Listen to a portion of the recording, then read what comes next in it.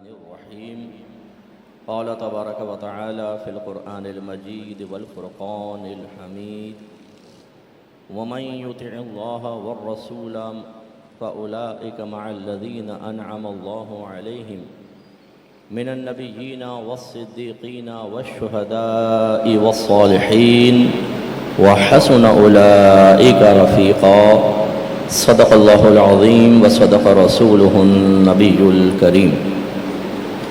یہ ایکو بالکل بند کر دیں۔ آپ کو گونج محسوس نہیں ہو رہی کہ کانوں میں؟ اولاً تو جتنے بچے انشاءاللہ دستار فضیلت حاصل کریں گے ان سب کو، اور جو ان کے ریلیٹیوز یہاں تشریف فرما ہیں انہیں مبارکباد کہ اللہ تعالیٰ نے آپ کو ایک ابتدائی مرحلے سے عافیت کے ساتھ گزارا اور دینی اور علمی لحاظ سے ایک پریکٹیکل لائف میں آپ داخل ہوئے،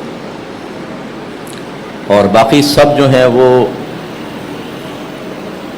اس قسم کی جب تقریبات ہوتی ہیں اور شیلڈ ملتی ہے یا سرٹیفکیٹ ملتا ہے، دستار بندی ہوتی ہے، اس کو دیکھیں اور سوچیں کہ بہت سارے دنیاوی امور ایسے ہوتے ہیں جو آخرت میں ہونے والے معاملات کا ایک عکس سا محسوس ہوتے ہیں۔ جیسے یہاں پر کوئی ایک محنت کرتا ہے پھر اس کو انعام ملتا ہے، ایسے ہی اللہ تعالیٰ نے دا ڈے آف ججمنٹ رکھا ہے۔ جو بھی یہاں کارنامے کریں گے اچھے ہوں یا برے ہوں، اللہ تعالیٰ نے وہاں پر ایک بہت بڑی تقریب کا انعقاد کیا ہے جس کو بزم محشر سے تعبیر کیا گیا۔ ویسے تو اس کا بنیادی مقصد جیسے مولانا حسن رضا خان صاحب فرماتے ہیں کہ فقط اتنا سبب ہے انعقاد بزم محشر کا کہ ان کی شان محبوبی دکھائی جانے والی ہے، تو اصل تو میرے آقا کی شان وہاں پر ظاہر ہوگی، لیکن جنہوں نے دنیا میں اللہ تعالیٰ اس کے رسول کی کما حقہ اطاعت کی ہوگی، ان کو جب انعام مل رہا ہوگا وہ قابل دید ہوگا، کیونکہ اس شخص کا نام اس کے والد کے نام کے ساتھ پکارا جائے گا، وہ مخلوق کے سامنے آئے گا، اسے سیدھے ہاتھ میں نام اعمال دیا جائے گا، اور قرآن اور حدیث کی تعلیم کا نچوڑ ہے کہ جب اس کو سیدھے ہاتھ میں نام اعمال ملے گا تو وہ دوڑ کر اپنے گھر والوں کے پاس آئے گا اور کہے گا دیکھو آج میں کامیاب ہو گیا، اور VVIP پروٹوکول ملے گا، پھر اس کو جنت میں داخل کیا جائے گا، اور جنت کے درجات مختلف ہوں گے۔ نبی کریم صلی اللہ علیہ وسلم فرماتے ہیں کہ بعض جنتی اتنے بلند مقام پر ہوں گے کہ ادنا درجے کا جنتی اسے ایسے دیکھ رہا ہوگا جیسے تم زمین پہ کھڑے ہو کر آسمان کے ستاروں کو دیکھتے ہو، وہ وہاں پہنچے گا۔ اور ایک روایت کے مطابق اور قرآن کی آیات کا مضمون بھی یہ ہے کہ جب وہ وہاں پہنچ جائے گا تو وہ اللہ تعالیٰ کی بارگاہ میں پوچھے گا یا رب کریم میرے بیوی بچے کہاں ہیں، میرے ماں باپ کہاں ہیں، میرے بھائی بہن کہاں ہیں؟ تو اللہ تعالیٰ کی طرف سے جواب دیا جائے گا کہ ان کے ایسے اعمال نہیں تھے کہ تیرے درجے تک پہنچتے۔ تو وہ عرض کرے گا یا رب کریم میں نے جو نیک اعمال کیے تھے وہ نہ صرف اپنے لیے بلکہ ان کے لیے بھی کیے تھے۔ تو اللہ تعالیٰ فرمائے گا کہ اس کے گھر والوں کو بھی اس کے ساتھ کر دو۔ تو پوری فیملی وہاں موجود ہوگی، سب وہاں پہنچ جائیں گے۔ اب نہ کوئی بیماری، نہ کوئی چک چیخ، نہ صبح امی کا ڈانٹنا کہ کم وقت کھڑا ہو جائے اسکول نکل جا، نہ کوئی شوہر سے کہے گی بیوی کہ اٹھو جی کام پہ چلے جاؤ ٹائم ہو گیا ہے۔ کوئی بیماری نہیں، کوئی ٹینشن نہیں، کوئی غم نہیں، چہرے پہ کوئی اداسی نہیں، جو مرضی کھاؤ جو مرضی پیو۔ تو جس وقت میدان محشر میں یہ تقسیم ہو رہی ہوگی کہ کچھ تو ایسے ہوں گے کہ جن کو جب سیدھے ہاتھ میں اعمال نامہ گویا کہ جنت کا سرٹیفکیٹ دیا جائے گا، ان کے چہروں پر خوشی کی لہریں دوڑ رہی ہوں گی، چہرے دمک رہے ہوں گے، اور بعض چہرے اس دن سیاہ ہوں گے۔ یہ کافروں کے، منافقین کے، مرتدین کے، مشرکین کے چہرے ہوں گے خاص طور پر۔ لیکن ان میں وہ بھی ہوں گے بعض اوقات جو مسلمان ہیں لیکن انہوں نے اچھے اعمال نہیں کیے، اور اللہ تبارک و تعالیٰ ان سے ناراض ہوا، چاہے عارضی طور پہ صحیح لیکن وہ جہنم میں ڈالے جائیں گے، ان کی جو حسرت ہوگی وہ بہت خطرناک ہو۔ تو ہماری دنیا میں بہت سارے معاملات ایسے ہوتے ہیں کہ جو آخرت کا عکس ہیں اور اس سے ہمیں سیکھنا چاہیے۔ جیسے کبھی آپ نے جہاز کا سفر کیا ہو نا، میں اکثر ہینڈ کیری لے کے جاتا ہوں، بیان وغیرہ کے لے جا رہے ہیں ہینڈ کیری، تو بہت سے بڑے بڑے لیگیجز لے کے جاتے ہیں، جو ہر ایک تو ایسا نہیں ہوتا، فیملی بھی ہوتی ہے سب کچھ۔ اب جب آپ جہاز سے اترتے ہیں نا تو بہت سے لوگ تو جاتے ہیں بیلٹ کے اوپر اپنا لیگیج لینے کے لیے، اور جس کے وہ ہینڈ کیری ہوتا ہے نا وہ سیدھا باہر نکل جاتا ہے بالکل آرام سے۔ اور اگر کوئی وہاں جان پہچان والا مل جائے، اگرچہ ہماری کبھی میری خواہش نہیں ہوئی کہ کوئی مجھے پہچان کے نکال دے، تو وہ پھر ہمیں جلدی سے باہر نکال دیتا ہے، پاسپورٹ پر ٹھپا لگایا باہر۔ تو یہ بھی ایک عکس ہے، جتنا وزن ہلکا رکھو گے اتنی جلدی ایئرپورٹ سے باہر نکل جاؤ گے، اور کوئی ٹینشن نہیں۔ ورنہ سامان کثیر ہوتا ہے تو بیلٹ پہ کھڑے رہو، اپنے وہ ڈھونڈتے رہو بیگ کون سا آ رہا ہے کون سا، اسی میں کافی ٹائم نکل جاتا۔ اور بعض اوقات جیسے ابھی ہمارے ساتھ ہوا کہ میں کہیں باہر سے آیا تو وہ ہمارا لیگیج ہی وہاں رہ گیا، ہم پاکستان اتر آئے، 3 دن بعد میرے گھر پہ پہنچایا وہ ایئر لائن نے پہنچایا۔ تو بعض اوقات تو ویٹ کرنا پڑتا ہے 1-1.5 گھنٹے، سب باہر نکل گئے ہوتے ہیں، باہر لوگ منتظر ہوتے ہیں، کوئی ہار لے کے کھڑا ہوا ہے، بھائی آئے گا کب آئے گا، پتہ چلا وہ تو اندر سامان کے لیے پھنسا ہوا ہے۔ یہ چیزیں ہمیں سکھاتی ہیں میدان معاشر میں جس کا نام اعمال گناہوں سے پاک و صاف ہوگا، نیکیوں سے لبریز ہوگا، حقوق العباد کو تلف نہیں کیا ہوگا، وہ تو یوں آئے گا اور یہ اس کو انعام ملے گا، نام اعمال سیدھے ہاتھ میں اور جائیے آپ جنت میں۔ اور جس نے بہت سامان جمع کر رکھا ہوگا نا، گرفت کا، احتساب کا، خصوصاً حقوق العباد کا، بیوی کو مارا پیٹا، ماں بہن کی گالیاں دیں، سب کے سامنے ذلیل کیا، کسی کے دانت توڑے، کسی کی ناک توڑی، کسی کا مال دبایا، حرام کمایا، گالیاں بکیں، پڑوسیوں کے ناک میں دم کر کے رکھا، بغیر سلنسر والا موٹر سائیکل ڈر ڈر ڈر، کان پڑی آواز نہ سنائی دی، کسی کی چیزیں چھین لیں، یہ میدان معاشر میں پھنسا ہوا ہوگا۔ کھڑے ہو جاؤ یہاں پر، آؤ بھائی، یہ مظلوم تم نے اس پہ ظلم کیا تھا، اس کا حق دبایا تھا، اس پہ الزام لگایا تھا۔ جب کسی نے الزام لگایا تم نے اپنے واٹس ایپ گروپس کے اندر اس کی یہ پوسٹ جو اس کے خلاف تھی، جو کلپ اس کے خلاف تھی، تم نے عام کی تھی، اور اس کی دل آزاری ہوئی تھی، اس کی فیملی کی، اس کے بچوں کی۔ بچے اسکول گئے تو اس کو تانے ملے تھے کہ تمہارا باپ ایسا ہے، تم اس کا سبب بنے، کھڑے ہو جاؤ یہاں پر۔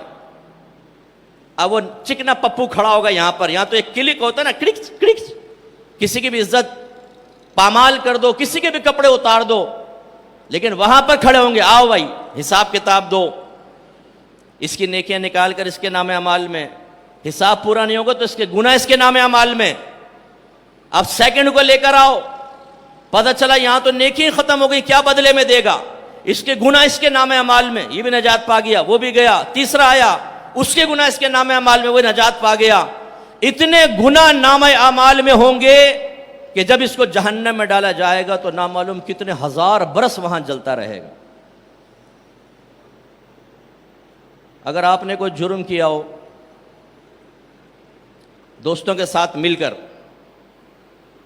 اور آپ کو پتہ ہے کہ میں نے جرم کیا ہے، غلط کیا ہے یہ کام، تو باہر آپ گھر میں آ گئے، ڈر رہے ہیں کہ یار اب کیا ہوگا، پتہ نہیں ہم کر کے تو آگے کارنامے، تو شور اٹھا باہر کہ بھائی پولیس کی موبائل اور رینجرز آئی ہوئی ہے، پکڑ رہی ہے کچھ لوگوں کو، تو سب سے پہلے تو خوفزدہ ہو جائیں گے کہ بھائی باپ رے میرا نمبر بھی تو نہیں آ گیا، تو کانپ رہا ہوگا آدمی۔ اور پھر اگر دروازہ بچ گیا، دھڑ دھڑ دھڑ نکالو جی اپنے گڈو کو، پپو کو باہر نکالو، بڑے کارنامے کیے ہیں، اور وہی گدی سے پکڑا، ہاتھ میں ہتکڑی ڈالی، ہتکڑی، اور پورے محلے والے دیکھ رہے ہیں، ان کے سامنے ایک لات پیچھے سے لگی، اور سیدھے موبائل کے اندر ماں پریشان، بہنیں رو رہی ہیں، محلے والے کہہ رہے ہیں بھائی کیا قصور کیا اس نے، اور سیدھے وہاں پر، اور کارنامہ اگر کوئی خطرناک قسم کا ہو تو وہاں پہ ڈرائنگ روم کے اندر پہنچیں گے، ایک ڈنڈا ہوگا ہاتھ پہ، اس پہ لکھا ہوگا آجا مورے بالما تیرا انتظار ہے، اور پھر دبا کے نازک مقامات پہ ضربیں الٹا لٹا کے۔ ایسا ہی میدان محشر میں ہوگا، جس نے کارنامے کیے ہوں گے جب وہ اللہ کی بارگاہ میں پہنچے گا خوف زدہ ہوگا، کہ میں نے نمازیں قضا کی تھیں، میں نے گناہ کیے تھے، میں نے حرام کمایا تھا، وراثتیں دبائی تھیں، ماں باپ کی آنکھوں میں آنکھیں ڈال کر انہیں انہی کمزوریوں کا احساس دلایا تھا، بیوی کے منہ پہ تماچے کھینچ کے مارے تھے، میں نے اپنی طاقت اور اپنے زور میں اپنے دوستوں پر، اپنے محلے والوں پر ظلم کیا تھا۔ اب جب وہ دیکھ رہا ہوگا کہ ایک مجرم کو جہنم میں، دوسرے کو، تیسرے کو، تو ایک کانپے گا، وہاں پر رنگ زرد پڑ جائے گا، جسم پہ کب کبھی تاری ہوگی، اور اسے خوف ہوگا اب میرا نمبر آیا آیا آیا، اور پھر نام لیا جائے گا، فلاں بن فلاں کو بلاؤ، اس مجرم کو کھڑا کرو، اور جس کے اس نے حق مارے انہیں بھی سامنے کھڑا کرو۔ ویسے تو اللہ تعالیٰ نے حدیث کے مطابق اس امت کے گناہ گاروں کا حساب و کتاب پردے میں لینے کا ارادہ فرمایا۔ روایات میں ایسا ہی ہے کہ اللہ تعالیٰ بندے کو بلا کے پردہ کر دے گا، قائم کر دے گا، لیکن بعض گناہ ایسے بھی ہوتے ہیں کہ لگتا ہے کہ پردہ ہوگا نہیں، یعنی حساب کتاب نہیں، ویسے جیسے زکوٰۃ ادا نہ کرنا سونا چاندی کی، تو نبی کریم صلی اللہ علیہ وسلم نے فرمایا جو سونا چاندی کی زکوٰۃ ادا نہیں کرتا تو اس سونا چاندی کو بروز قیامت آگ پر تپایا جائے گا، اور پھر اس سے اس کے چہرے کو اور پہلوؤں کو داغا جائے گا، یہاں تک کہ اس کا حساب ہو۔ اس کا مطلب یہ میدان محشر میں ہو رہا ہوگا۔ اور ایسے جس نے جانوروں کی زکوٰۃ نہیں دی ہوگی تو گائے، بیل، بھینسیں اس کو تلاش کر رہے ہوں گے، اس کو اپنے کھروں سے رون دیں گے۔ تو یہ بھی پاسبل ہے، اللہ نہ کرے، اور خدا نہ کرے، خدا نہ کرے، اللہ نہ کرے کہ ہمارا کوئی سرکار کا امتی، کوئی سرکار کا، اس امت کا مسلمان اس حالت میں وہاں پہنچے کہ بسا اوقات جہالت کی وجہ سے انسان کفر اور ارتداد میں مبتلا ہو جاتا، اور جتنا یہ کفر میں مبتلا ہونا اس دور میں آسان ہو گیا، کسی دور میں ایسا نہیں تھا۔ اس کی بڑی وجہ یہ ہے کہ ہم سوشل میڈیا پر جاتے ہیں، علم ہمیں بالکل بھی نہیں ہوتا، کبھی پوسٹ آ رہی ہے، کبھی کوئی چیز اور بن کر آ رہی ہے، اور ہم اس پہ بلیو کر بیٹھتے ہیں۔ ایسے لوگ سوشل میڈیا پر آ کر بیٹھ گئے ہیں جو صحابہ کو چیلنج کر رہے ہیں، اہل بیت اطہار کو چیلنج کر رہے ہیں، 1400 سال کے اکابرین کا مذاق اڑایا جا رہا ہے، اور آپ کے ذہن میں یہ بات ڈالی جا رہی ہے کہ مسلمانوں کی میجورٹی تو جہنم میں ہے، ہم جیسے انگلیوں پہ گننے والے چند لوگ ایسے ہیں جو نجات پائیں گے، اور جو ہمارے پیچھے چلے گا وہ بھی نجات پا جائے گا۔ تو ہمارے بہت سارے مسلمان بچے ان لوگوں کو سوشل میڈیا پر دیکھ کر ان کی تھاٹس کو، ان کی سوچ کو، ان کی فکر کو، ان کے عقیدوں کو اختیار کر رہے ہیں، اور اگر اختیار نہیں کر رہے تو جیسے وہ کہتے ہیں دھوبی کا کتا نہ گھر کا نہ گھاٹ کا، نہ وہ اپنے مسلک کے رہتے ہیں نہ دوسرے کے رہتے ہیں، تذبذب مذبذبین جو ہوتے ہیں وہ۔ تو اللہ نہ کرے اگر آخرت میں پتہ چلا کہ تیرا تو ایمان برباد ہو گیا تھا، جیسے مجھے کسی نے پوسٹ بھیجی، ایک بہن نے، مفتی صاحب اس پوسٹ کے بارے میں بتائیے گا، اس میں لکھا ہوا تھا دنیا میں بہن بھائی آپس میں اچھی طرح مل لیں، کیونکہ یہ عارضی ملاقات ہے، مرنے کے بعد دوبارہ بہن بھائیوں کو ملنا نصیب نہیں ہوگا۔ اور نیچے وہ جو ایموجی وغیرہ بناتے ہیں نا آنسوؤں والے، 3-4 آنسو والے، اور اس پہ لکھا ہے ان 2 لائنوں نے میرا دل دکھا دیا اور میرے آنسو تھمنے کا نام نہیں لے رہے۔ وہ تو یہاں بھی روئے گا وہاں بھی روئے گا، کمبخت انسان، تم نے قرآن و حدیث کے خلاف چیز کہ وہاں بہن بھائی نہیں ملیں گے، حالانکہ اللہ تو تمام فیملی کو ایک جگہ جمع کرے گا، یہ خلاف شرع عقیدہ تم نے لوگوں کے درمیان ایک پوسٹ کی شکل میں ڈالا۔ اور ہمارے بدھو نوجوان جن کو کچھ نہیں پتا، ہماری وہ گھر کی بچیاں جنہیں دین کے علاوہ سب کچھ آتا ہے، وہ فارورڈ کر رہی ہوتی ہیں، رونے لگ جائیں گی اس کو آخر میں ملاقات نہیں ہوگی بھائی سے، بھائی کو چائے بنا کر دے رہی ہے، وہ کہتا ہے کیا ہو گیا، خیریت تو ہے، پہلے تو میں گھر میں آتا تھا کان پکڑ دیتی تھی، اب چائے بنا کر یہ بھائی یہ دیکھو آخر میں ملاقات نہیں ہوگی ہماری۔ قرآن سناؤ، حدیث سناؤ، کوئی خوف نہیں، کوئی آنکھوں سے آنسو نہیں، کوئی دل نہیں لرزے گا، ایسی نامعقول سی پوسٹ بنا کے ڈال دو، آپ دیکھیں قوم لرز جائے گی، آنکھوں سے آنسو بھی جاری ہو جائیں گے، بہن کے رویے بھی بدل جائیں گے۔ تو کوئی بعید نہیں کہ اللہ نہ کرے، خدا نہ خواستہ جس طرح ہم آزادانہ لوگوں کے ساتھ ملتے ہیں، ریلیشن قائم کر رہے ہیں، حالانکہ ان کے عقیدے غلط، ان کے نظریات غلط، تو ہو سکتا ہے کہ ہم میدان محشر میں خدا نہ خواستہ ایمان سے خالی پہنچے۔ بخاری کی روایت ہے، میرے آقا صلی اللہ علیہ وسلم نے فرمایا کہ ایک زمانہ ایسا آئے گا کہ ایک آدمی صبح ایمان کی حالت میں کرے گا لیکن شام کو کافر ہو جائے گا، اور شام ایمان کی حالت میں کرے گا، صبح کافر ہو جائے گا۔ تو اگر ہم غور کریں تو مجھے یہ دور نظر آتا ہے، کیونکہ سوشل میڈیا کی الغار نے اور جہالت کے حملوں نے، اور ہم جہالت پر راضی رہ کر جس طریقے سے آزادانہ زندگی گزار رہے ہیں، اس آزادانہ سوچ نے ہمیں کفر کے انتہائی قریب کر دیا۔ اس لیے میدان محشر میں اگر اللہ نہ کرے ایمان ضائع ہوا تو نتیجہ یہ نکلے گا کہ وہاں فرعون، حامان، ابو جہل، ابو لہب، اس طرح کے گندے غلیظ لوگوں کے ساتھ کھڑا کر دیا جائے گا۔ جو گزرے گا تھو تھو کرے گا۔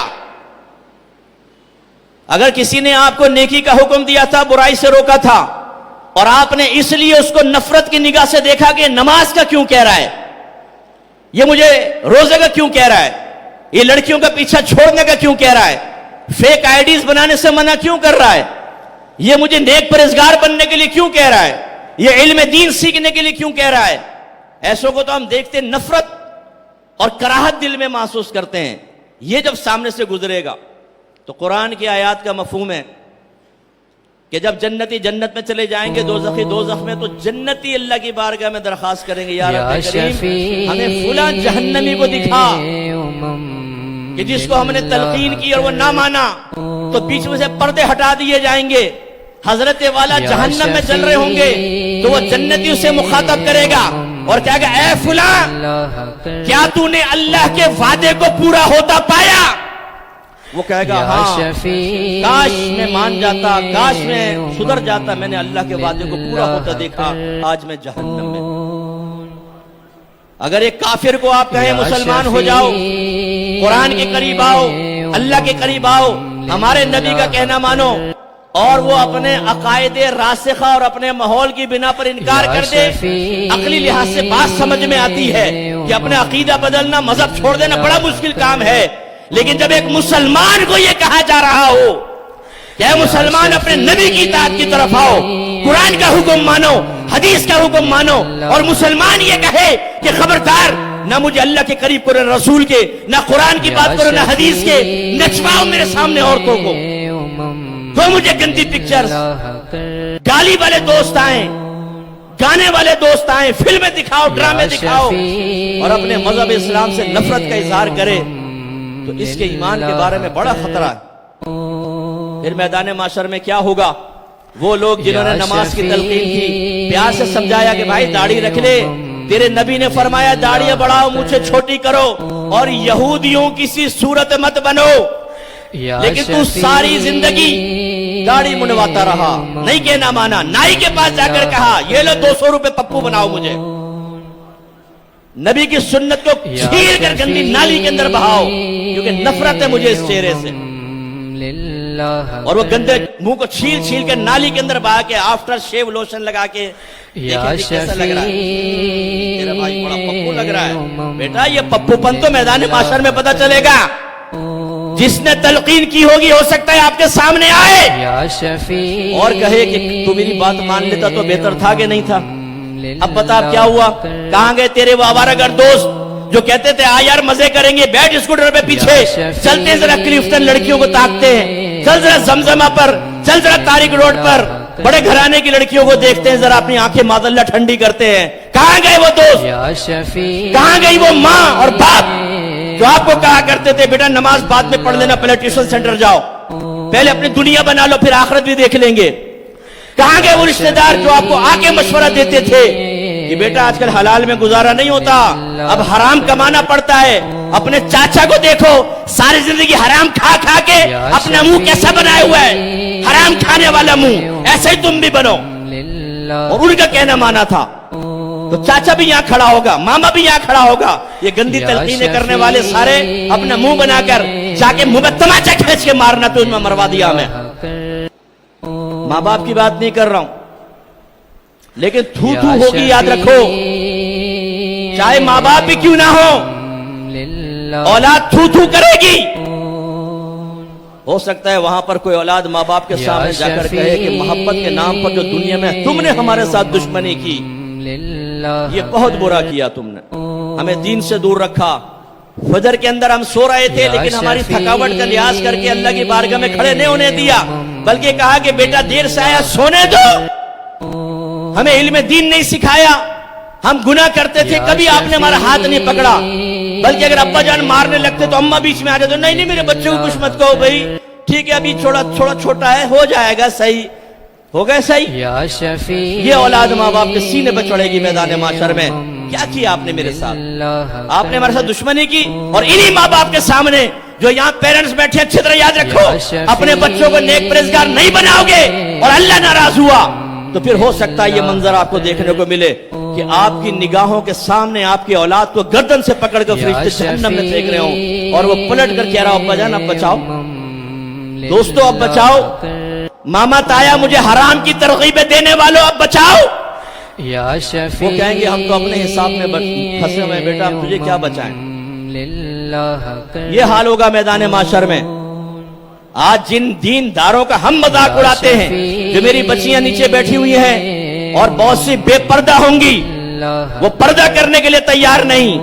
اگر ماں باپ کہیں تو بولتے زمانہ بدل گیا, شادی ہو گئی تو جی زمانہ بدل گیا, شوہر کہے تو ہم تو ایسے نکلیں گے گھر سے باہر. اور یہاں کوئی ایسا بدھو بیٹھا ہو تو معذرت کے ساتھ ناراض مت ہو. بہت سے شادی شدہ کہتے ہیں بھائی میں اپنی بیوی کو پردہ نہیں کرواؤں گا, میرے دوستوں کے سامنے آ کر بیٹھے. اور بہت سے جاہل نوجوان یہاں بیٹھے ہوں گے جو پہلے ہی ارادہ کر کے رکھتے ہوں گے کہ میں نے اپنی بیوی کو پردہ نہیں کروانا, اسے دعوت نظارہ بنانا ہے, میک اپ کر کے چست لباس پہن کر جسم نمایاں ہو, پھر اپنے اسکوٹر پہ بٹھا کر اور پھر پورے محلے والوں پر بجلیاں گراتا ہوا میں جاؤں گا. دیکھو حور آ گئی میرے قبضے میں, اور لوگ بھی یوں دیکھ دیکھ کر اپنی آنکھیں ٹھنڈی کر کے اپنے گندے ذہن میں بیوی کے بارے میں گندے خیالات لے کر آئیں. وہ بغیرت شرم نہیں آتی اپنی بیوی کو دعوت نظارہ بناتے ہوئے. اور میری بہنوں یہ الفاظ سخت ضرور ہیں لیکن شرم کرو. آپ کو غیر مرد دیکھتا ہے آپ کے بارے میں کیا کیا سوچتا ہو.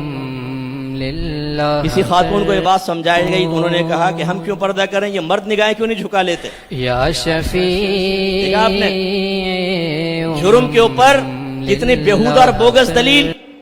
جیسے سیاسی پارٹی والوں کو پکڑے گا تم ایسا کرتے ہو, کہتا فلاں نے بھی تو ایسا کیا ہے, وہ اپنا قصور نہیں مانے گا. جسٹیفیکیشن کیا ہے جی دوسرے بھی تو کر رہے, ہم نے کر لیا تو کیا کیا. لیکن یہاں کیا ہے بھائی, اگر ہم بے پردہ نکلتے ہیں تو مردوں کو چاہیے نگاہ جھکا لو. ہاں مرد بن جائیں خواجہ حسن بصری اور تم لیلا بن کے باہر نکل جاؤ, سب کو دعوت نظارہ تو مٹکتی ہوئی مکس گیدرنگ کے اندر, شادی کی مکس گیدرنگ کے اندر جاتی ہیں ایک سے ایک میک اپ کر کے.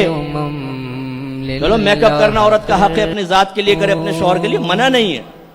لیکن اگر وہاں مرد ہیں تو دیکھیں آپ بھی مرد ہیں, بہت سارے بچے بیٹھے ہوئے ہیں, نہ چاہتے ہوئے غلط خیال ذہن میں آ سکتا ہے. عورت کو دیکھو نہ چاہتے ہوئے, دیندار بھی میرے ذہن میں بھی آ سکتا ہے, شیطان نہ ڈالے گا. وہ الگ بات ہے میں چھٹکوں یا اپنے ذہن کو ادھر ادھر ہٹاؤں, وہ میرے ثواب دید پر ہے. لیکن داڑھی رکھ لی, امامہ سر پہ آیا, لوگ علامہ کہنے لگے, مفتی کہنے لگے, تو کیا مطلب شیطان دور سے سلام کر کے چلے جائے گا کہ مفتی صاحب السلام علیکم, آپ تو قابو میں نہیں آئیں گے, دوسرے کو کر لیں. نہیں, ہمارے ذہن میں بھی گندا خیال ڈالا جائے گا.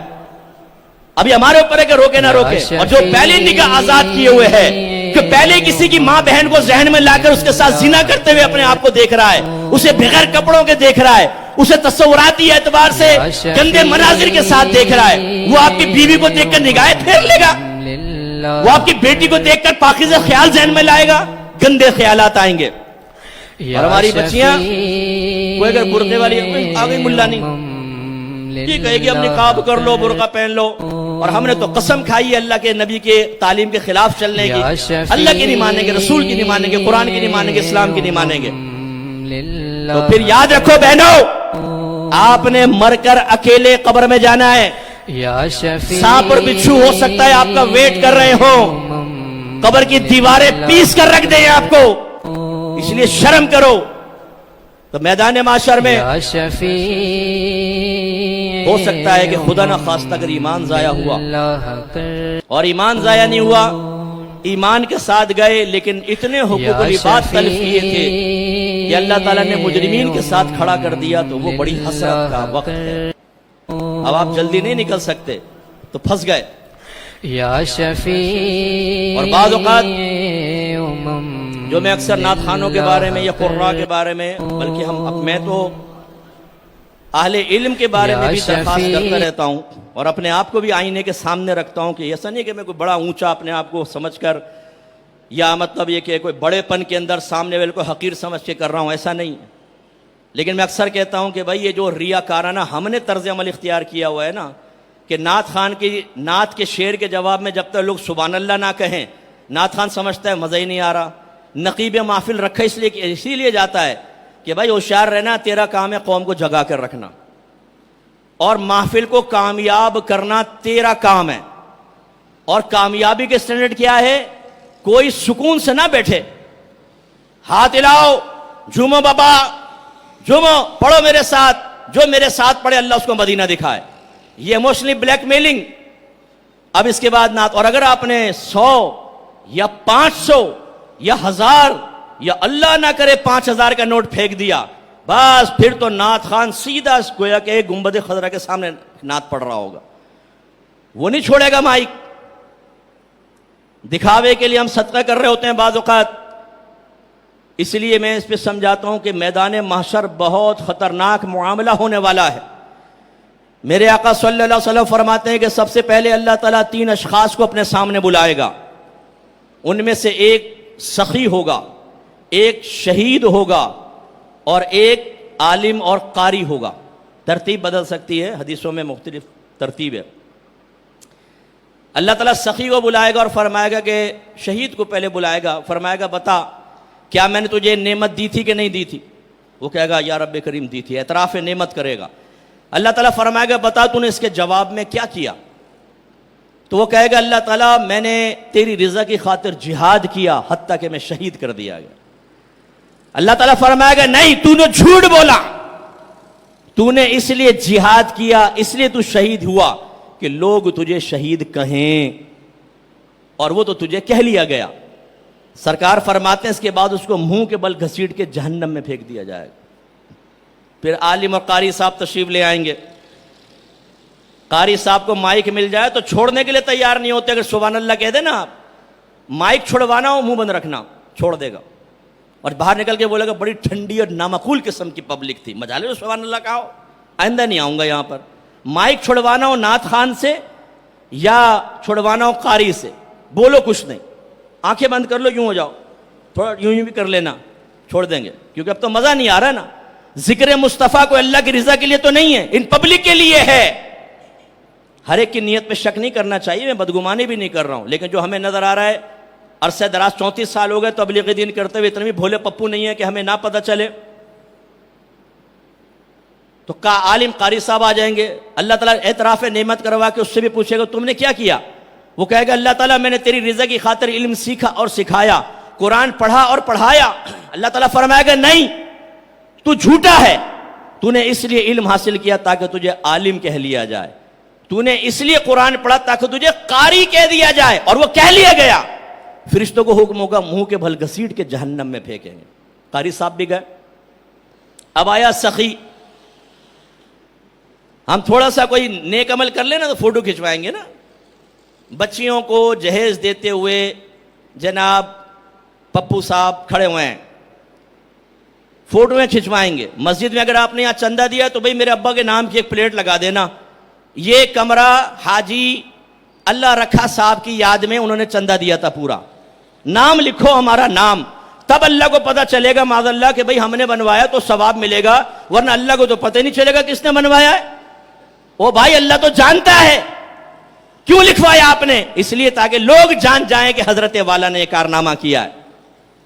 تو اللہ تعالیٰ اس سے بھی اعتراف نعمت کروائے گا، پھر جواب طلب کرے گا، وہ کہے گا اللہ تعالیٰ میں نے ہر اس مقام پہ پیسہ خرچ کیا جہاں سے تو راضی ہو سکتا۔ اللہ تعالیٰ فرمائے گا تو نے جھوٹ بولا، تو نے اس لیے پیسہ خرچ کیا تاکہ تجھے سخی کہا جائے، اور وہ کہہ لیا گیا، اسے بھی منہ کے بل گھسیٹ کے جہنم میں پھینک دیا جائے گا۔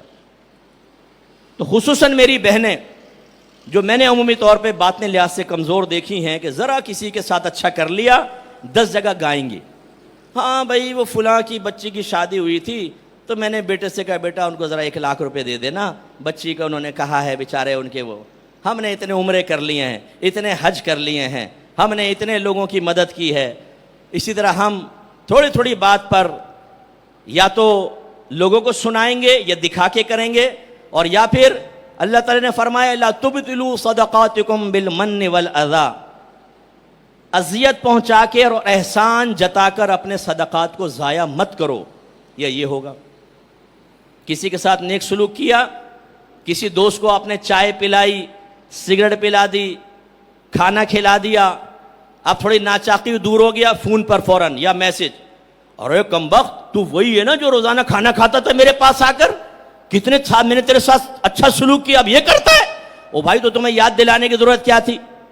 لیکن بات وہی ہے کہ جب یہاں شہید، سخی، عالم اور قاری کی باطن خراب ہے اور پھنس رہا ہے، تو عوام کا کیا کہنا بیچاروں کا، جنہیں پتہ ہی نہیں کہ ریا کسے کہتے ہیں اور سمعہ کسے کہتے ہیں۔ لیکن اللہ تعالیٰ معاف نہیں فرمائے گا، یہ علوم سیکھنا لازم ہے، تو کتنے میدان معاشر میں پھنس رہے ہوں گے۔ اس لیے داڑھی والے، امامے والے، علماء، مفتیان کرام، حافظ، ان سب کو بھی احتیاط کرنی چاہیے۔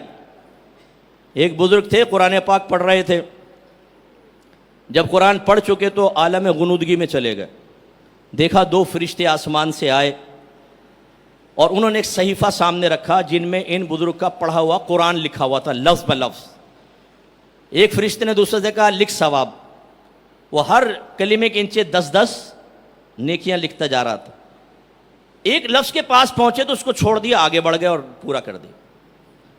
تو جب وہ سمیٹنے لگے تو بزرگ نے ان سے کہا کہ بھائی یہ لفظ تم نے کیوں چھوڑ دیا، میں نے اسے بھی پڑھا تھا، اس کا ثواب بھی تو لکھو۔ فرشتے نے کہا دراصل جب آپ قرات کر رہے تھے، جب اس لفظ پر پہنچے تو آپ کی کھڑکی کے سامنے سے ایک شخص گزرا اور آپ نے اسے سنانے کے لیے لفظ تھوڑا سا اونچا پڑھ دیا تھا، تو چونکہ یہ اللہ کے لیے نہیں تھا، اس کا ثواب آپ کو نہیں ملے گا۔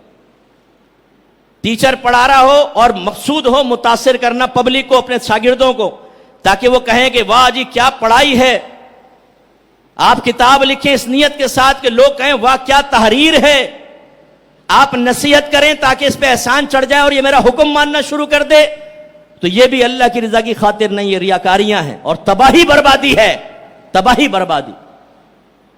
جس کام سے اللہ کی رضا حاصل ہو سکتی ہو اسے مخلوق کے لیے کرنا، دنیاوی بینیفٹس کے لیے کرنا، نقصان سے بچنے کے لیے کرنا، یہ ریا کہلاتا ہے، آپ کا ثواب ضائع ہوگا۔ اگر اس میں اللہ کی رضا بھی ہے اور مخلوق کی رضا، تو جتنا اللہ کی رضا ہے ثواب ملے گا، جتنا مخلوق کو اتنا عذاب اور سزا۔ اور اگر ٹوٹلی صرف مخلوق کی رضا مطلوب ہے، اللہ کو رضا کرنے کا، راضی کرنے کا ارادہ ہی نہیں ہے، تو کوئی ثواب نہیں ملے گا، آخرت کا عذاب۔ اگر صرف ثواب ضائع ہوتا نا، یہ بھی قہر خدا بندی ہے کہ میدان معاشر میں پہنچے اور کہا جائے سارے نیکیاں تمہیں اس کا ثواب نہیں ملے گا کیونکہ تم نے ریاکاری کی تھی، تم نے اذیت پہنچائی تھی، احسان جتایا تھا، تم نے سنایا تھا کہ ہم نے یہ کارنامے کیے ہیں، گیا ثواب، اس میں بھی بڑی حسرت ہوتی۔ لیکن یہاں تو ثواب ضائع اور عذاب، جہنم میں پھینکا جائے گا۔ ایک روایت میں سرکار نے فرمایا یہ وہ اشخاص ہوں گے جن کو سب سے پہلے جہنم میں پھینک کر جہنم کی آگ کو بھڑکایا جائے گا۔ تو علم نہ سیکھو تو ہر چیز کے اندر صرف پبلک یہ متاثر ہو جائے، یہ متاثر ہو جائے، یہ متاثر ہو جائے۔ اور یہ جو لڑکیوں سے دوستی کرنے والے ہیں نا، ایک نوجوان نے کہا مفتی صاحب کیا میں فیس بک پر دینی بہنوں کو قرآن اور حدیث سینڈ کر سکتا ہوں؟ میں نے جواب میں کہا کیا سارے بھائی مر گئے ہیں کہ تجھے بہنیں یاد آئی ہیں؟ پپو بچے، تھوڑے عرصے میں بہن ہوگی اور کچھ عرصے بعد بیوی بنانے کا ذہن بن جائے گا۔ ویسے تو ساری مذہبی بہنیں، اسلامی بہنیں، دینی بہنیں، ہر مسلمان آپس میں بھائی بہن ہے، تو کون سے ارادے کے ساتھ ٹپکا ہے یہاں پر بھائی؟ تو اگر سکھاؤ گے کچھ عرصے بعد تمہارے ذہن کے اندر آئے گا، اس کو متاثر کرو۔ اسے حدیث اس لیے بھیجو تاکہ متاثر ہو جائے، قرآن اس لیے بھیجو تاکہ متاثر ہو جائے۔ یہ جو عاملین ہوتے ہیں نا، یہ تو شریف بچہ ہے، اس کی طرف مت دیکھنا، یہ کم نہیں ہوتے۔ یہ کوئی عورت وغیرہ آئے نا تو اس کو تاڑ لیتے ہیں، ذرا بھی خوبصورت تو بولتے ہیں کہ یہ بھائی 4 شادی کی اجازت ہے، ایک سے ہو گئے بور۔ اب انہیں یاد آتے ہیں، کتاب میں کھولتے ہیں تسخیر کے وظائف، اس میں لکھا ہوتا ہے یہ وظیفہ پڑھ لو قوم تمہارے اوپر ٹوٹ پڑے گی، دل مسخر ہو جائے گا۔ اس نے کبھی کسی کا علاج کرتے ہوئے اتنے انہماک کے ساتھ وظیفے نہیں پڑے ہوں گے جتنا اس وظیفے کی زکوٰۃ نکال کر اس لڑکی کو اپنا بنانے کے لیے، اور دل میں کہ میں تو ایک جائز طریقے سے کر رہا ہوں۔ وہ بھائی کر تو رہا ہے، لیکن تجھے اس لیے بٹھایا تھا تو علاج کرے. ایک عامل صاحب ہے, میں نام نہیں لیتا ہوں, ایک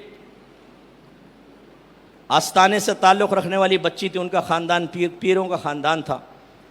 اس نے مجھے بھیجا میسیج کہ مفتی صاحب میری شادی نہیں ہو رہی, آپ کوئی وظیفہ وغیرہ بتائیں. اب میری چونکہ یہ باقاعدہ فیلڈ نہیں ہے تو میں نے کہا میں آپ کو ایک عامل صاحب کا پتہ بتا دیتا ہوں, آپ ان سے رجوع کر لیں. اس کا پھر کچھ عرصے بعد میسیج آیا, مفتی صاحب کیسے عامل کو آپ نے بھیجا؟ اس نے تو کہا فوراً اپنی پکچر مجھے بھیجیں, کیونکہ عامل صاحب کو پھر چوز کرنے میں بھی تو آسانی ہوگی نا, کہ کوئی آئے دیکھے کیسی ہے. اس نے کہا یہ کیا, میں اصرار کر رہے ہیں کہ اپنی تصویر بھیجو.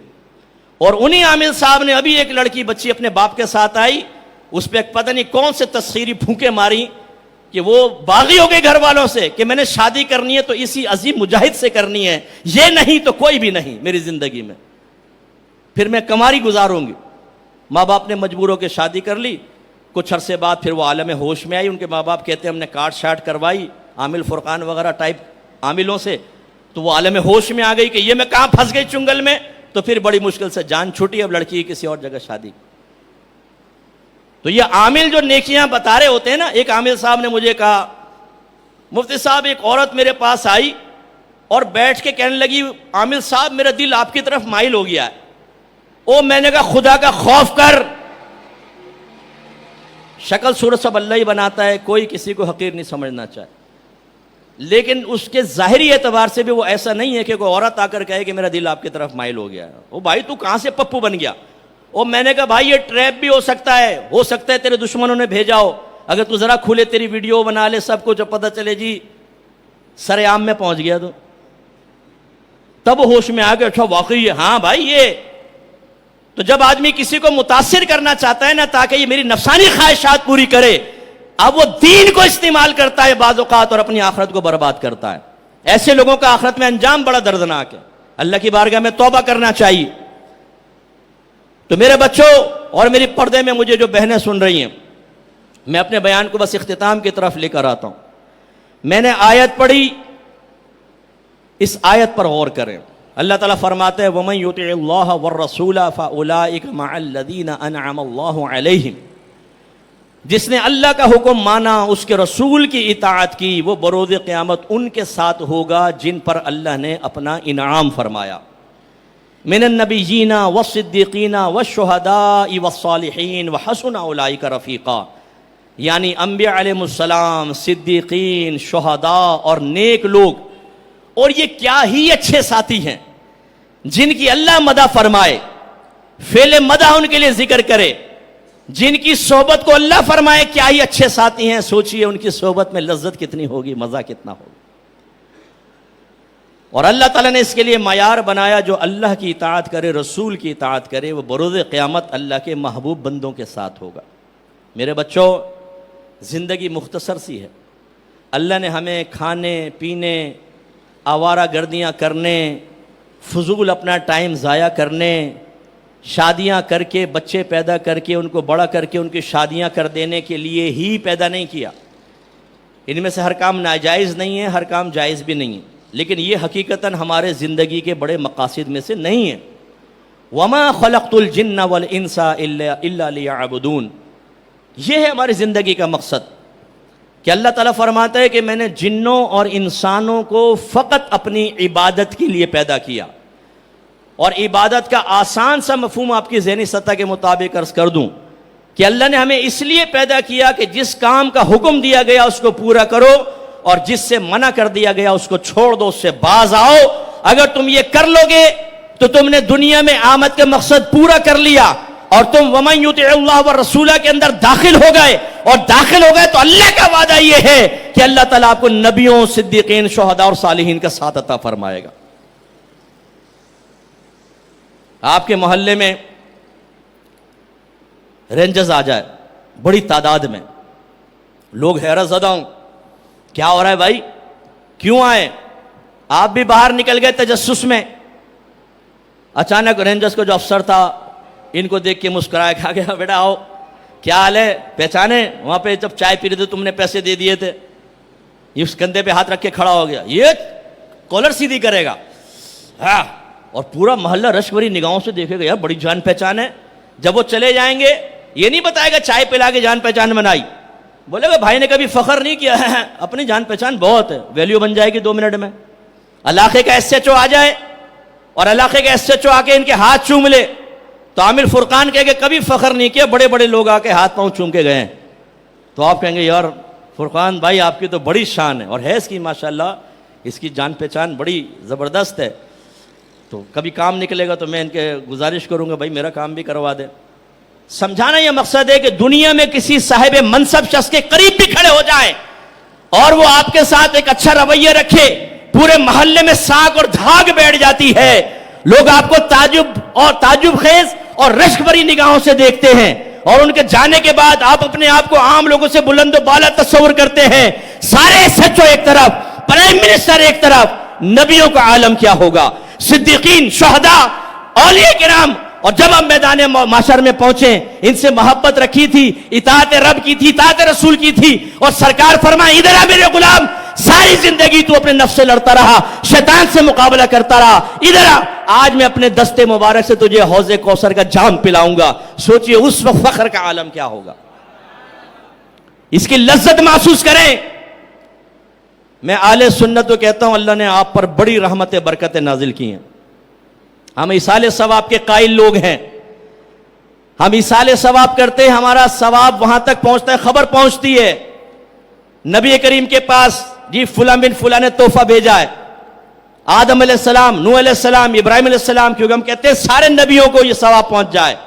صحابہ کرام، شیخین کریمین، بی بی فاطمہ، امام حسن حسین، پھر اولیاء کرام، امام اعظم ابو حنیفہ، احمد رضا خان علیہ رحمت الرحمان، ان سب کے پاس تحفے پہنچتے ہیں، اور یہ سب منتظر ہوتے ہیں کہ ان تحفوں کا بدلہ دینے کا موقع آئے تو پھر دیں گے. دعائیں تو اتنی کرتے ہیں، ان دعاؤں کی برکت ہے ہمارے ساتھ، ورنہ ہم لنگر کھانے والی قوم جو عمل نہیں کر رہی، اس کے باوجود قائم ہے تو یہ دعاؤں کی برکت سے ہے، ہمارے کمال سے نہیں ہے.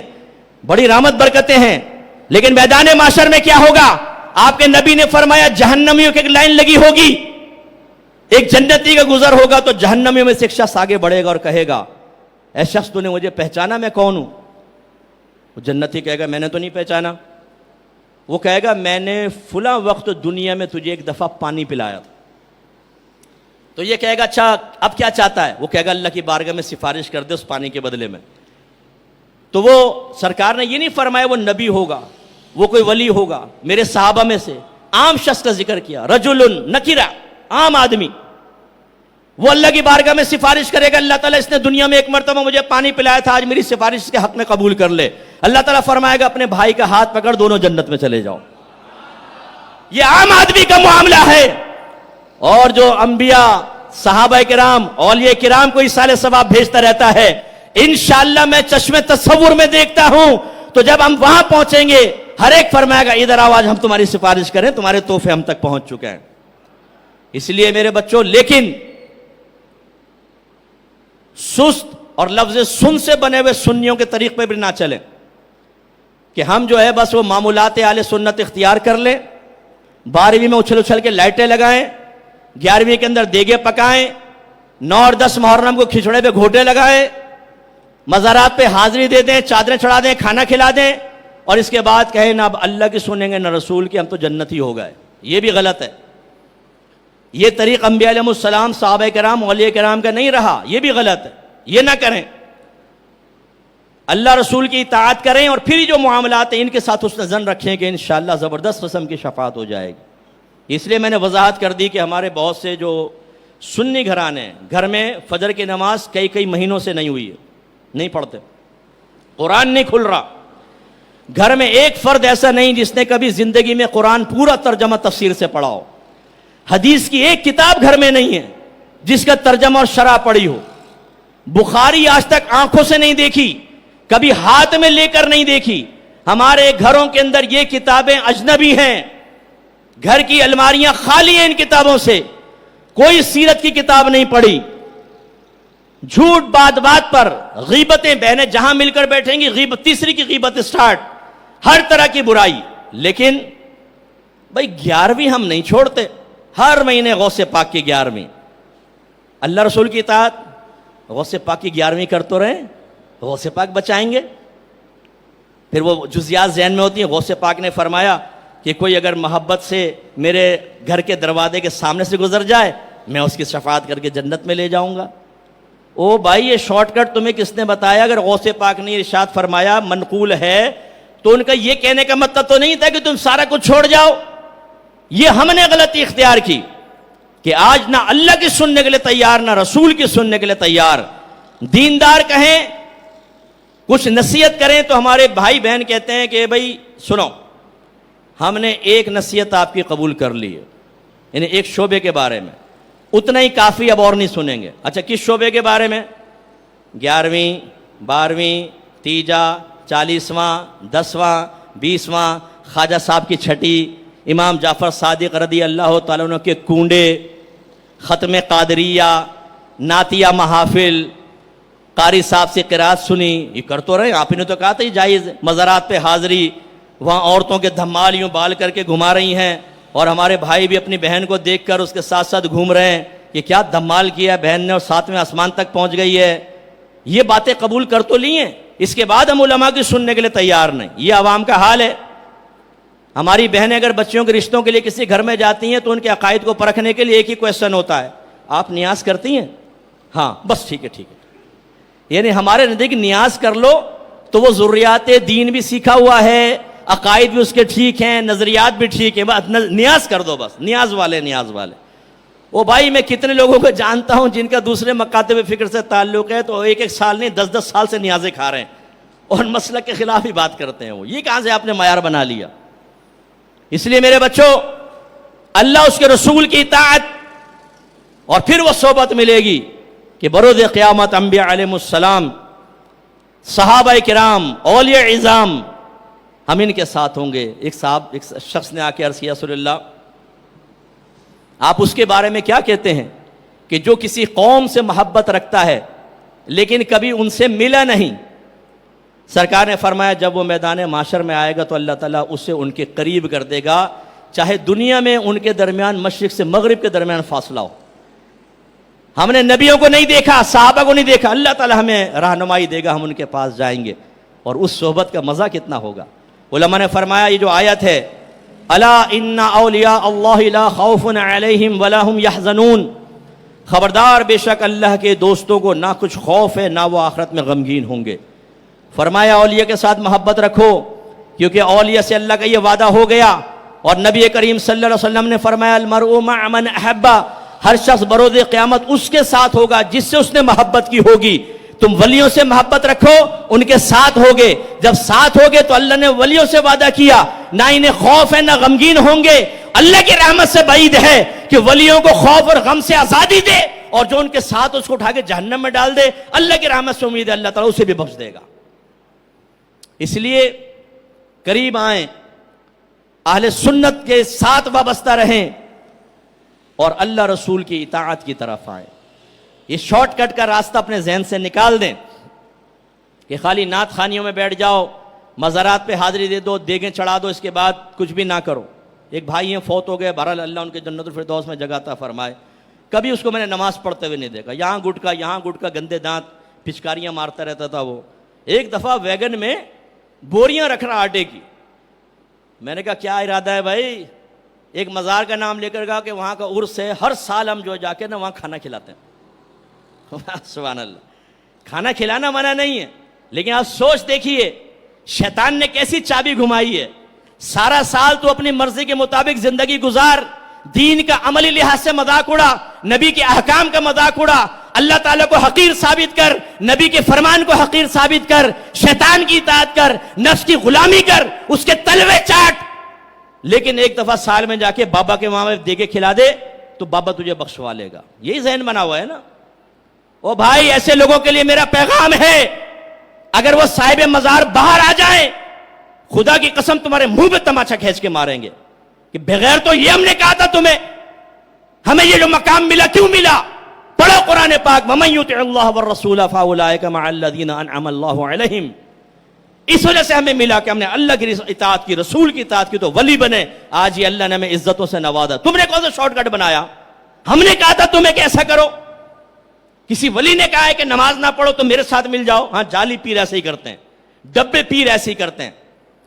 آپ ان کے دامِ تصویر میں پھنس جائیں گے، داڑھی غائب، دوسروں کی ماؤں بہنوں کو گندی ہریسانے نگاہوں سے دیکھ رہے ہیں، مرید سجدہ کر رہے ہیں، پیسے دیتے رہو، نذرانہ ہاتھ میں دیتے رہو، اس کے بعد کسی کی عزت لوٹو، گینگ ریپ کرو.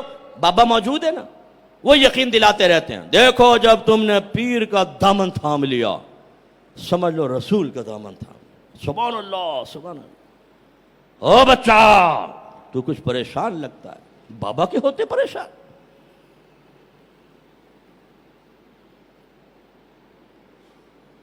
جا بچہ. بچے نے فوراً 500 کو نوٹ نکالا، بھی بابا نے کوئی آسمان سے ٹکڑے اکڑے لا کر ڈال دیے دامن میں، نظر کچھ بھی نہیں آیا، اور انشاءاللہ نظر آئے گا بھی نہیں بیٹا، جو تیری جیب میں نا وہ بھی نکلے گا. ان جیسے لوگوں کو اگر میری حکومت ہو، میں قانون پاس کروں، ان کو ساری زندگی کے لیے جیلوں کے اندر بند کر دیا جائے. مزارات پہ ناچ رہے ہیں، علی دا ملنگ آ گیا، نماز آتی نہیں، روزہ آتا نہیں ہے، اور ملنگ ٹھمکے لگا رہا ہے. صاحب ادھر آ بیٹا، 2 ڈنڈے تیرے پڑے نا حضرت علی کا نام لے گا نہ ملنگ بنے گا. کم بختو، تم نے بچوں کے دماغ خراب کر دیے کہ مزارات پر جی بہت پہنچی ہوئی ہستیاں ہوتی ہیں، یہ چرسی موالی پہنچے ہوئے ہیں، ہاں یہ جہنم میں پہنچے ہوئے ہیں، یہ اہل سنت کا نام بدنام کرتے ہیں. حضرت بایزید بستامی صاحب رحمۃ اللہ علیہ فرماتے ہیں، پانی پہ چلنا کوئی کمال نہیں، یہ تو تنکا بھی کر سکتا ہے. ہوا میں اڑنا کوئی کمال نہیں، یہ تو مچھر اور مکھی بھی کر سکتا ہے. اصل کمال یہ ہے کہ اللہ کے رسول کی شریعت اور سنت پر عمل پیرا ہوا جائے، اور یہ سب سے مشکل کام ہے. مفتی صاحب شارٹ کٹ بتائیں. غلامی رسول میں موت بھی قبول ہے، جو ہو نہ عشق مصطفیٰ زندگی فجول ہے. دوسرا کہتا ہے شاباش، یہ ہے نا عشق رسول، یہ ہے دیکھیں عشق رسول. آپ نے اس کے نعرے میں تازگی دیکھی، آپ نے اس کا لہجہ دیکھا، یہ ہے جنتیوں کی علامت، یہ جائے گا جنت میں. واہ بھائی واہ. نہ نماز پڑھو، نہ روزہ رکھو، لڑکیوں کے دوستیاں کرو، گینگ ریپ کرو، گندی حرکتیں کرو، گلا پھاڑ کے نعرہ لگاؤ، جنت کی ضمانت نقیب محفل دے دے گا، آپ سیدھے جنت میں جاؤ گے. او بھائی ان خوابوں سے باہر آؤ، اللہ نے معیار مقرر کیا ہے، میں تو نہیں کہہ رہا ہوں. وَمَن يُطِعِ اللَّهَ وَالرَّسُولَ، اللہ کی اطاعت، رسول کی اطاعت. اللہ تعالیٰ نے دوسرے مقام پہ دیکھیں، ان کنتم تحبون اللہ فاتبعونی یحببکم اللہ ویغفر لکم ذنوبکم. کفار بتوں کی عبادت کر رہے تھے، سرکار ان کے پاس پہنچے. ہجرت سے پہلے کا واقعہ، ایک شان نزول یہ ہے. ان سے فرمایا کہ تم ایسا کیوں کرتے ہو؟ انہوں نے کہا اس لیے تاکہ ہم چاہتے ہیں کہ اللہ تعالیٰ ان بتوں کی عبادت سے خوش ہو کے ہمیں اپنا مقرب بنا لے، محبوب بنا لے. مقصد اچھا تھا، طریقہ غلط اختیار کیا. اللہ نے آیت نازل فرمائی، ان کنتم تحبون اللہ قل ان کنتم تحبون اللہ. حبیب ان سے فرمائیے کہ اگر تم اللہ سے محبت کا دعویٰ کرتے ہو، یہ طریقہ نہیں چلے گا، فاتبعونی. حبیب ان سے فرمائیے میرا حکم مانو، تو پھر اللہ تعالیٰ تمہیں اپنا محبوب بنا لے گا اور تمہارے تمام گناہوں کی بخشش کر دے گا. اس لیے میرے بچوں، خواب غفلت سے جاگیے.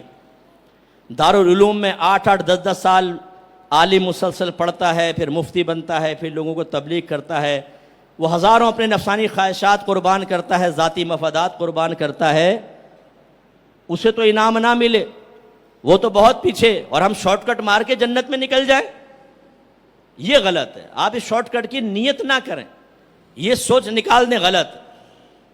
ہاں ہو سکتا ہے، میں اس کا انکار بھی نہیں کروں، اللہ چاہے تو بخش دے، چاہے تو بخش دے، اس کی مرضی ہے. کوئی میں آپ کو اللہ کی رحمت سے مایوس بھی نہیں کر رہا ہوں. بخاری کی روایت ہے، ایک شخص پہلے دور میں تھا، اس نے زندگی میں ایک بھی نیکی نہیں کی تھی اور مر گیا.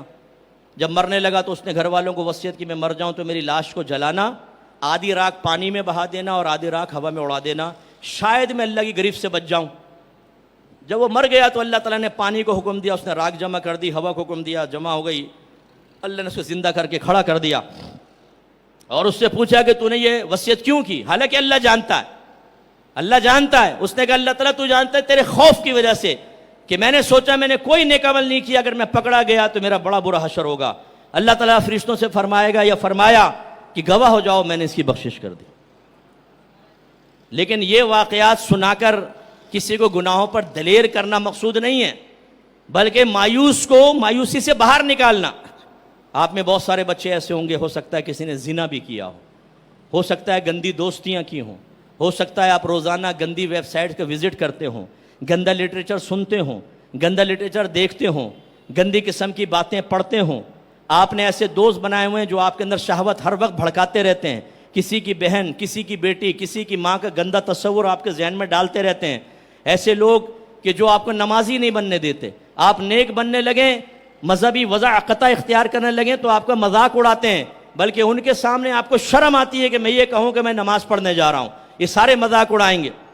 ہو سکتا ہے ایسا نوجوان بیٹھا ہو اور پھر وہ مایوس ہو جاتے ہیں بعض اوقات کہ یار شاید میری بخشش نہیں ہو سکتی، میں تو بڑا پاپی ہوں۔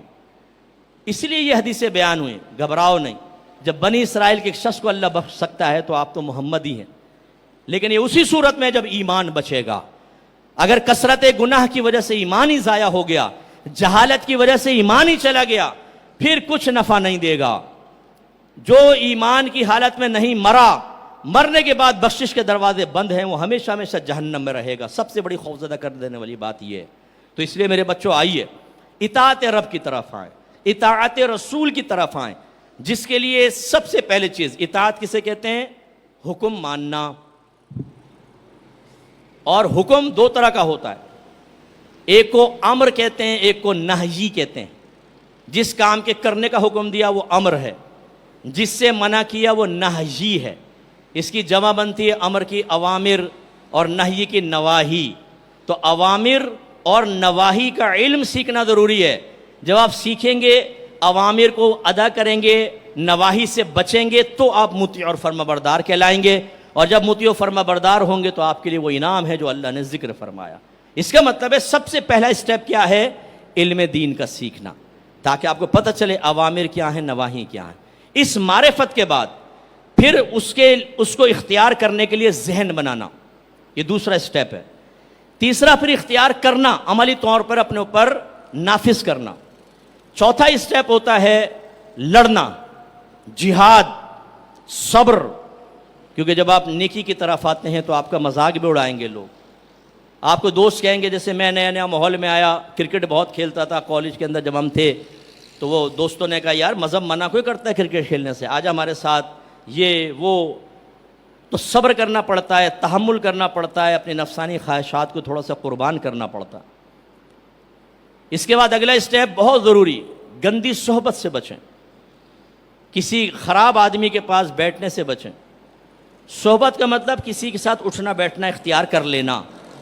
یہ انسان کے ساتھ بھی ہو سکتا ہے، اور آج کے زمانے میں سوشل میڈیا، ٹک ٹاک پر، فیس بک، یوٹیوب، انسٹاگرام وغیرہ پر، واٹس ایپ کے اوپر دوستیاں کی ہوئی ہیں، ان سب کو آپ کو آہستہ آہستہ چھوڑنا ہوگا، کیونکہ ان کی گندی اور غلیظ باتیں بار بار ہمیں دوبارہ گناہوں اور گندگیوں کی طرف لے آتی ہیں۔ اس کے برعکس اچھے بیانات سننا شروع کریں، اچھے پروگرام دیکھیں، اچھے لوگوں کے ساتھ رہیں، تو انشاءاللہ عز و جل پھر ذہن پاکیزہ رہے گا۔ وہ جو آپ نے ایک روایت سنی کہ ایک شخص نے بنی اسرائیل میں 100 قتل کیے، پھر اس نے کسی عالم سے پوچھا کہ کیا میری توبہ ہو سکتی ہے؟ شارٹ بتا رہا ہوں، اس نے کہا کہ ہاں ہو سکتی ہے، تو فلاں جگہ چلے جاؤ، وہاں پہ کچھ اللہ کے نیک بندے ذکر میں مشغول ہیں، ان کے ساتھ رہو، کیونکہ یہ بروں کی بستی ہے، اگر تم یہاں رہو گے تو تم توبہ پہ استقامت حاصل نہیں کر سکتے۔ تو وہ چلا، تو پھر اس کی بخشش و مغفرت ہوئی۔ دونوں ہاتھ میں لڈو نہیں آ سکتے بیٹا۔ آپ ہی چاہیں کہ نمازی بنوں، پاکیزہ ذہن بھی بنوں، میری زبان بھی پاکیزہ ہو، اچھے پاکیزہ خیالات آئیں، اور بیٹھ رہے آپ ان کے ساتھ جو بات بات پہ ماں بہن کی گالیاں بکتے ہیں، جو جاتی ہوئی عورت کے بارے میں کہتے ہیں بھئی دیکھ دیکھ دیکھ کیسی ہے، اور گندے گندے الفاظ کہتے ہیں، جو آپ کو گندی پکچر سینڈ کرتے ہیں، گندا لٹریچر سینڈ کرتے ہیں، اور آپ کہیں کہ نہیں میں بہت اچھا بن جاؤں گا۔ کیسے بنو گے؟ پانی میں کھڑے ہو کر آپ چاہیں میرے کپڑے سوکھ جائیں، کیسے سوکھیں گے بھائی جان؟ پانی سے باہر تو آؤ، یہ ضرور